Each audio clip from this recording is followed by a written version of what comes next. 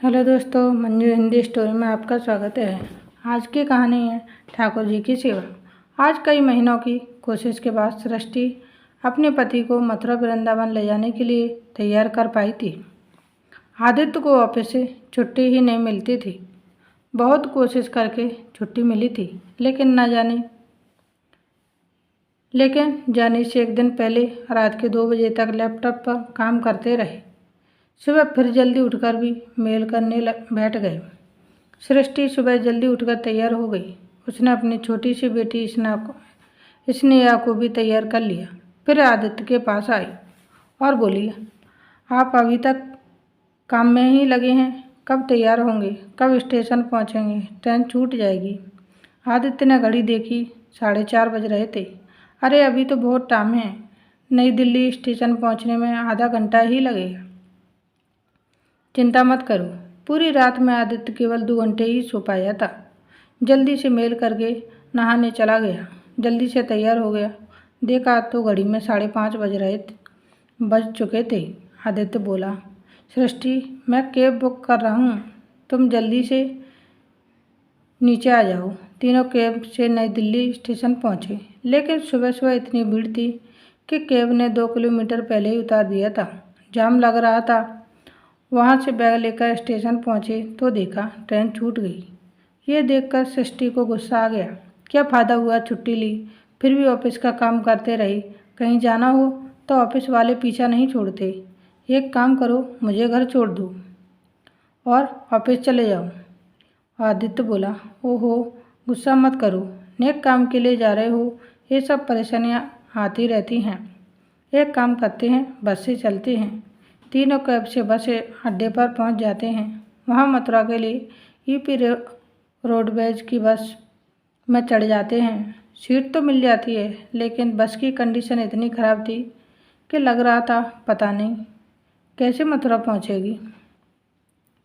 तीनों बस में बैठ गए। करीब 1 घंटे इंतजार करने के बाद बस भर गई और चल दी। बस की स्पीड से ऐसा लग रहा था जैसे शाम तक मथुरा पहुंचाएगी। आदित्य बोला, कंडक्टर साहब कब तक पहुंचेंगे मथुरा? कंडक्टर बोला, 3.5 घंटे लगेंगे। तीनों बैठे बैठे परेशान हो रहे थे। सृष्टि बोली, थोड़ा सा काम छोड़ देते तो ट्रेन पकड़कर अब तक पहुंच जाते। डबल किराया भी लग गया और गर्मी में परेशान हो रहे हैं वो अलग से। आदित्य बोला, अब बस भी करो, किसी तरह पहुंच जाएं। बस मंदिर में दर्शन करने जा रही हो, शांत मन से चलो। बस को चले केवल 1 घंटा ही हुआ था कि मेन हाईवे से एक गाड़ी एक और मुड़ गई। देखा तो सामने एक ढाबा था। ढाबे पर बस रुकने से और लेट हो जाएंगे, लेकिन कर भी क्या सकते थे।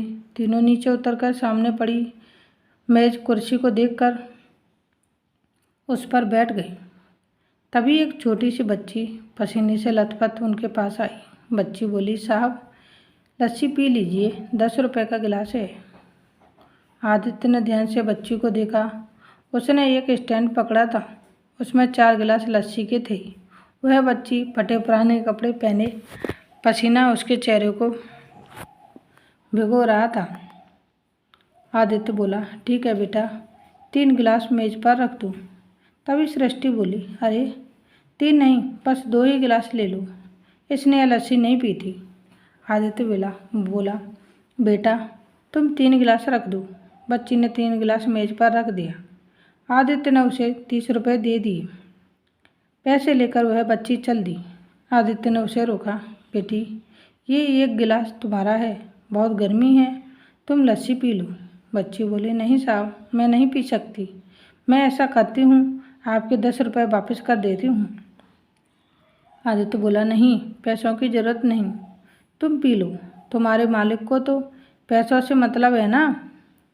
बच्ची बोले, नहीं साहब, अगर उसने मुझे यहाँ खाली खड़े देख लिया तो बहुत मारेगा। जब भी बस आती है हमें भाग भाग कर लस्सी बेचनी पड़ती है। आदित्य बोला, कुछ नहीं होगा, मैं उससे बात कर लूँगा। सृष्टि बोली, रहने दो, क्यों उसके पीछे पड़े हो, हमें इससे क्या मतलब। आदित्य बोला, ध्यान से देखो, ये हमारी स्नेहा से 1 या 2 साल बड़ी होगी, लेकिन इसकी किस्मत ऐसी है कि बेचारी इस उम्र में इतनी मेहनत कर रही है। बच्ची चुपचाप जल्दी जल्दी लस्सी पीने लगी। आधा गिलास पीकर उसने कहा, साहब मेरा छोटा भाई वहाँ पेड़ के नीचे बैठा है, आप कहें तो ये लस्सी मैं उसे पिला दूँ। आदित्य ने कहा, तुम ये लस्सी पी लो और ये चौथा गिलास उसे दे आना, मैं इसके भी पैसे दे दूँगा। बच्ची ने जल्दी से लस्सी ख़त्म की और एक गिलास दूर पेड़ के नीचे बैठे अपने छोटे भाई को दे आई। तभी ढाबे का मालिक बाहर आ गया। मालिक बोला, क्यों काम के टाइम पर इधर उधर घूम रही है, सारी लस्सी खराब हो रही है, तेरा बाप बेचेगा उसे। आदित्य बोला, इसे मैंने रोका था, तरस खा छोटी बच्ची पर, इतनी गर्मी में काम कर रही है। मालिक बोला, साहब आप जाओ, ये हमारा रोज़ का काम है। इसका भाई भी नखरे करता था, मैंने हाथ पैर तोड़ दिए, अब बैठकर भीख मांगता है।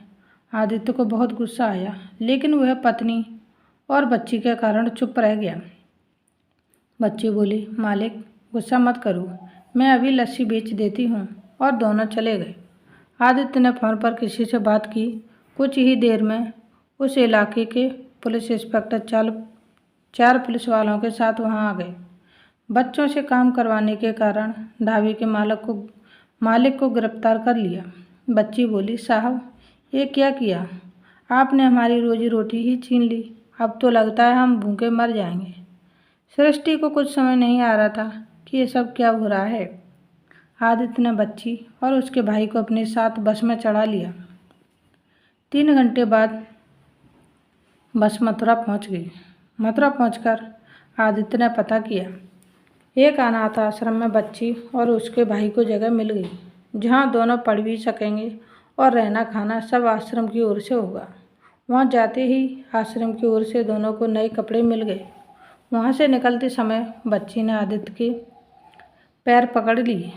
बच्ची बोली, साहब आपका बहुत बहुत शुक्रिया, वहाँ हमें बहुत मार पड़ती थी। आदित्य बोला, बेटा यहाँ मन लगाकर पढ़ना, वैसे मैं तुम दोनों से मिलने आता रहूँगा। वहाँ से बाहर निकले तो सृष्टि ने कहा, अब तो सारे मंदिर भी बंद हो गए, शाम को ही खुलेंगे, फिर घर वापस जाने में बहुत देर हो जाएगी, आना ही बेकार हो गया, बिना दर्शन करे जाना पड़ेगा। आदित्य ने कहा, तुम्हें कुछ समझ नहीं आया, भगवान के आदेश से हमें ये पुण्य काम करना था, इसलिए ट्रेन छूटी, इतने कष्ट उठाए। सृष्टि बोली, हाँ ये तो मैंने सोचा ही नहीं कि ठाकुर जी किस रूप में सेवा का मौका दे, ये कोई नहीं जान सकता। आदित्य ने कहा, चलो कुछ खा लेते हैं और दिल्ली की बस भी तो पकड़नी है। तीनों वापस दिल्ली की ओर निकल जाते हैं। आज की कहानी यहीं समाप्त होती है। मिलते हैं नई स्टोरी वीडियो के साथ। Thanks for watching, please like share and subscribe. धन्यवाद दोस्तों, बाय बाय।